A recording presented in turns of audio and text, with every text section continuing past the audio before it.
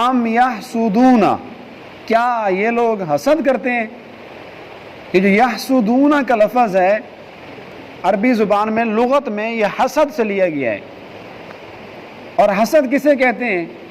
حسد کہتے ہیں کسی کی خوبی دیکھ کر، کسی کے پاس کوئی نعمت دیکھ کر دل میں یہ خیال کرنا کاش یہ چیز اس کے پاس نہ ہو، مجھے مل جائے۔ یہ گاڑی جو بندہ چلا رہا ہے اس کے پاس نہ ہو، کاش یہ گاڑی مجھے مل جاتی۔ یا یہ خیال کرنا کہ یہ نعمت، یہ چیز جو اس کے پاس ہے مجھے مل جائے، اگر مجھے نہیں ملتی تو کم سے کم اس کے پاس یہ چیز نہ ہو، یہ چیز اس کے پاس ضائع ہو جائے۔ اس کو حسد کہتے ہیں۔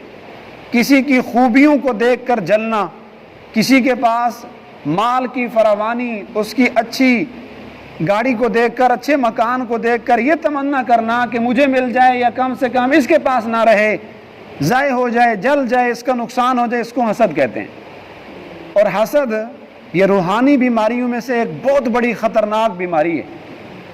جب کسی بندے کے دل میں دوسرے کے بارے میں کوئی حسد پیدا ہو جائے تو حضور علیہ الصلوۃ والسلام نے فرمایا ان الحسد یأکل الحسنات، بے شک حسد وہ نیکیوں کو ایسے کھا جاتا ہے کما تأکل النار الحطب، جیسا کہ آگ خشک لکڑیوں کو جلا کے کھا جاتی ہے۔ تو انسان کی نیکیاں حسد کی وجہ سے ضائع ہو جاتی ہیں۔ بندہ نمازیں پڑھتا ہے، تلاوتیں کر رہا ہوتا ہے، ذکر اذکار سب کچھ نمازی ہے، اچھا بھلا دیندار بندہ ہوتا ہے، لیکن اس کے دل میں دوسروں کے بارے میں حسد ہوتا ہے، اور حسد کی وجہ سے اس کی ساری نیکیاں چٹ ہو جاتی ہیں، ضائع ہو جاتی ہیں۔ اور جو بندہ حسد کرے تو وہ دوسروں کے لیے بڑا خطرناک بھی ہوتا ہے۔ اس لیے اللہ تعالیٰ نے اسپیشل ایک سورت نازل فرما کر حاسدین کے حسد سے پناہ مانگنے کا طریقہ سکھلایا۔ وَمِن شَرِّ حَاسِدٍ إِذَا حَسَدَ، کیونکہ ہم حاسد کا مقابلہ نہیں کر سکتے۔